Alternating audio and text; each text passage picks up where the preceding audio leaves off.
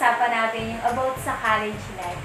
Hi, I'm your host, Kiana, with Shimari and Crystal. So ngayon pag-usapan natin yung mga preparation, yung mga goal, or yung mga ina-expect natin pagdating sa college. Okay, first question. What are you most looking forward to in college? Ako muna. Ang nilook forward ko yung makuha yung course or malaman yung course na about drawing. Ganun. So para sa akin naman, syempre nga, magka-college ganyan, yung makapasa muna sa university na gusto ko mapasukan. Kasi syempre, di ba, iba pa rin yung feeling kapag nakapasok ka dun sa university na gusto mo talaga. Oo, kasi undecided pa talaga ako kung ano yung kukunin ko. Medicine. Ganun. Kaya kumbaga ang nilook forward ko muna is yung makuha ko talaga yung course na gusto ko pagdating sa college. Okay, second question. What are some things you're nervous about? Sa akin, time management. Tapos inisip ko kung makakapasa ba ako kung makakapasa ba ako ng madali. So, para sa akin naman, nervous ako sa part na, syempre, magka-college life, ganyan. Parang iba kasi yung buhay mo sa college. Kaya, parang, kinakabahan ako sa part na kailangan kong kumilala ng mga bagong tao, makasama sa kanila. At yun, tapos yung mapapawalay ka sa family mo, Yeah, ganyan. sobra. Kaya yun talaga, wait, samahan mo. Ako yung mag-a-adjust na naman ako, panibagong adjustment para dun sa mga taong makakasalamuha. At the same time, dun sa lugar na mapupuntahan natin, ganun. Kasi hindi ko alam kung sa college ba, dito pa rin ba ako sa lugar kung saan ako pinanganak talaga or sa iba, ganun. Kumaga magiging independent woman ka na, ganun. Kasi nga college na, hindi na para maging baby pa, ganun. Kaya yung dun sa point na yun ako kinakabahan. Okay, third question. How do you think college will be different from high school? Syempre mas mahirap level up mo yun eh. Tapos parang iba na yung tinuturo sa high school, tapos sa college, mas focus na yung kukunin mo. Yan, so yun nga, kung halimbawa dito sa high school ganyan, parang dinededy pa tayo. Na talaga Oo. na sabi mo kanina, yung kahit na hindi mo na ipasa yung bagay na ito, tatanggapin pa rin ng teacher mo. Pero yun parang sa tingin ko kasi, yun, masyashock talaga ako pagdating sa college. Parang, ganito pala talaga yung buhay sa college. Parang sobrang hirap Ayun, naman. surprise. Yeah. Oo. Yun, Sa akin, Gusto ba? Basta dun sa mga napapakinggan ko, dun sa mga kaibigan ko na college na ngayon na yung inirereklamo na nila na ibang-iba pala talaga kapag college ka na.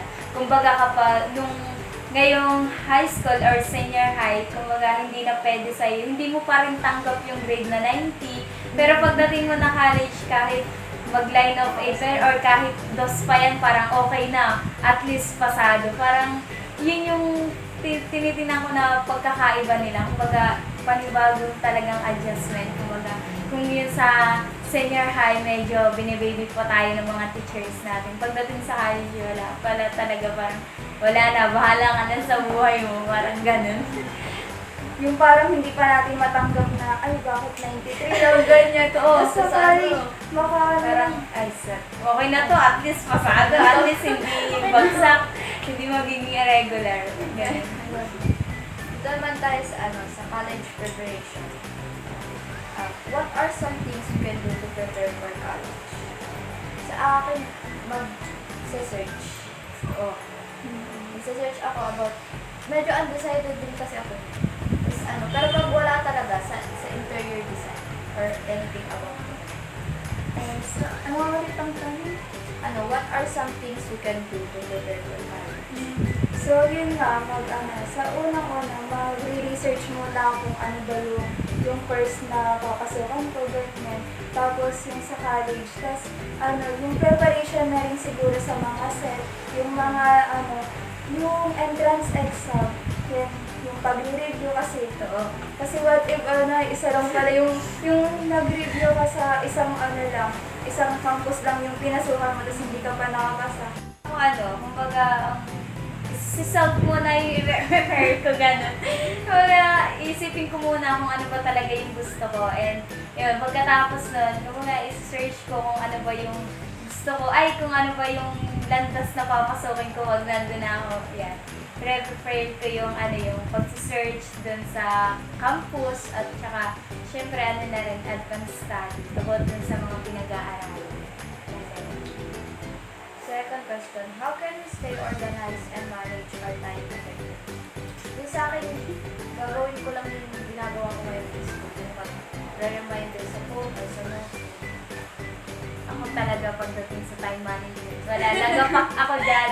As in, kumaga ako kasi ang bilis kong madistract na tao ko. Pag may ginagawa akong, ginagawa ko ng bagay na to, pag meron lang nakakat ng attention ko, pag nandun na agad. Kaya parang ang hirap pag time management. Pero yan, syempre, college, panibagong journey ng life. Kumbaga, hindi pwede na kung ganyan ka ngayon, is ganyan ka pa rin pagdating sa college. Yan. Wala Kumbaga, organize ka na pagdating sa manage mo naman. I-manage ko siya na, sige, ito muna yung bagay na to, kung ano yung talagang dapat na gawin. Kumbaga, i-prioritize ko na yung bagay na kailangan sa college. Kumbaga, yung mga activity na pinagagawa ng mga teacher, parang ganun. Kumbaga, uunahin ko muna yung kailangan ko. Pag, yung sa school, ganun. Kesa dun sa mga other things. And so, bilang isang estudyante nga na cramming palagi ganyan. Halimbawa, may gagawin kinabukasan. Then, madaling araw gagawin. Yan, kumbaga, parang para sa akin, syempre, college na nga. Yan, lilimitahan ko na yung bagay yun. Sana magawa ko siya. Kasi yung time management talaga, kahit na ilang taon na yung tinuturo sa akin, ang hirap ba rin talaga? Kasi lalo na kapag yung sarili mo na yung kalaban, halimbawa, yung Kauntihan na lang yung tawad. yung yung parang may gusto kang gawin pero may mga schoolworks na naandun, ganyan. Unahin mo, syempre, unahin mo yung sarili mo. Unahin mo ako magpasaya sa'yo. Oo, Mamaya na yung stress. Oo, kailangan motivated tayong gumawa ng schoolwork, pero parang hindi na kasi siya pwede sa college. Kaya yun, hindi na. Sinabi ko yun sa sarili ko na magsisipin. Ano nangyari? Ito. What are some essential items you should bring to college? Puta sa Sa akin, gadgets, like yung laptop. Pero wala ko naman. Baka saan. Laptop, tapos mga bond papers, or yung gagamitin sa drawing, mga art materials. Artista eh. And siguro sa akin, number one talaga ay yung cutting ko. Totoo! Next! Kasi and kapag masakit ngipin mo, masakit ang ulo mo, pwede mo lang siyang gamitin. At kasunod ay yung utak. Kasi papasok ko ng college na walang kalang kaya ready ko. Pero kidding aside, yung katulad na ng kanina sinabi ni Shimari, then yung laptop, tapos number one din hindi pwedeng mawala ay yung cycle. Kasi wala, lumbay talaga ang buhay mo kapag wala kang cycle.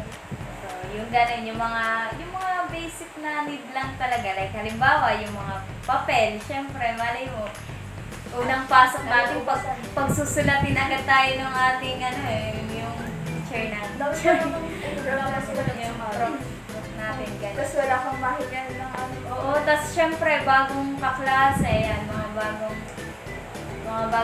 bago yung mga tao na mga kasalamuha, hindi naman pwede na, huy, pengi, kakain. Ganun na yung mga basics na daw siya, gadget, kasi college, yun talaga, mas pinakakailangan na yun. Yun lang. Tayo sa college goals. What are some academic goals you have for college? Academic goals? Makapasa. Makapagtapos. Makapagtapos lang. Makapasa lang. Yun lang. Kung sa akin, kung yung okay na sa akin kung ano yung mga bagay na makuha ko. Pero syempre, nandun na, kilala kasi ng tao bilang academic achiever. Parang may pressure na sa'yo na, kailangan kapag graduate ka ng college, meron kang laude. Yung ganun, mag-cum laude, summa cum laude, ganyan. Pero yun, hindi na Kasi kapag makikilala ka ng, ay, parang baliwala lang yung mga achievement mo nung junior high, senior high, kung wala ka namang makuha sa college. Kaya siguro, doon na kahit na katingan, kahit yung lang na basta wag ka lang. Pero kung hanggang saan naman yung kaya, di go. Wala na ang goal. Hoy, talaga, kagaya lang ng kay Shimari, makapasa. Tapos, same time, hindi lang basta makapasa. Kumbaga, yun, matapos yung college life ko na okay, parang gano'n. Kumbaga, yung hindi madi-disappoint yung mga taong nakapaligid sa'yo, at the same time yung parents, gano'n. Hindi rin ma-disappoint Yung sarili, yan talaga. Si self, mamaya. Huwag mo i-disappoint si self, at yan na lang ang palaging kakampi ko. Char. Okay, number. What kind of extracurricular activities or clubs do you want to do? Sa akin, mga about drawings, art club. Ludo. Ayaw di may skills na. Wala kasi kami. Paano kami pinagkaitan? Bahay pa lang ano eh. Hindi naman Hindi kayo. sa volleyball. Sa volleyball. Eh, wala. Ano yun? Sa akin ganun. Gusto ko rin makapag-try pa ng mga yung sa sports, ganun. Kasi iba rin kapag may skill kapag dating sa ganun. Advantage na yun. Kagaya ng may mga university na kukuha sa'yo kapag nakitaan ka nila ng potential sila. Kumbaga, parang iyon, kung meron man, kumbaga, sports yung extra na sasabihan. So, siguro ako, hindi na muna ako sasali sa mga extracurricular activities kasi parang nagtapos na ako sa bagay na yun kasi simula junior high pa lang, puro extracurricular activities na ako. Parang nagsawa na ako sa bagay na yun. Kumbaga, magpo-focus na lang muna ako sa academics. Kasi wala talaga yun. Bueno, basta nag-aaral yun eh. Okay, last na. How do you plan to balance academics and social life? Sa akin, hindi ko alam kung magbabalance kasi siguro pag nag-college ako, mas magpo-focus ako sa academics. Tapos pag nagkaroon lang ng konting time, yun sa cellphone. Yes. Ako ewan ko rin eh. Well, hindi kasi ako mabalance ng tao talaga. Pero una, sinasabi ko na gusto ma-distract. Pero yun, siguro nga, matututunan ko rin na mas maging balance yung sa college kasi wala. Kailangan kasi mas mahirap ganun. Level up. Kaya mas parang encourage mo sa self na, ito muna kasi mas kailangan to kaysa dun yung sa pansariling interest. Ano yun? So, as a person kasi na laging babad sa social media, ganyan, parang may hirapan ako. Pero siguro, dahil, syempre, kumbaga, senior high, lagi ka nga sa social media, ganyan, lagi ka nasa cellphone. Hirap kami ng entertainment. Ay, talaga. Tapos, wala man lang akong sa instrument, ganyan. Kung magdadry man, maboboard ka agad. Yan, kumbaga, hindi ko alam kung paano ko siya mababalance. Pero dahil nga sa panibagong step siya ng buhay natin, nandun na mas pipilitin ko pa rin na gawin yung academic mo na bago yung social life kasi magbabagong buhay na tayo. Yun. Bagong buhay kasi college. Mas nakaka-stress. Meron pa ba? Ay, last na.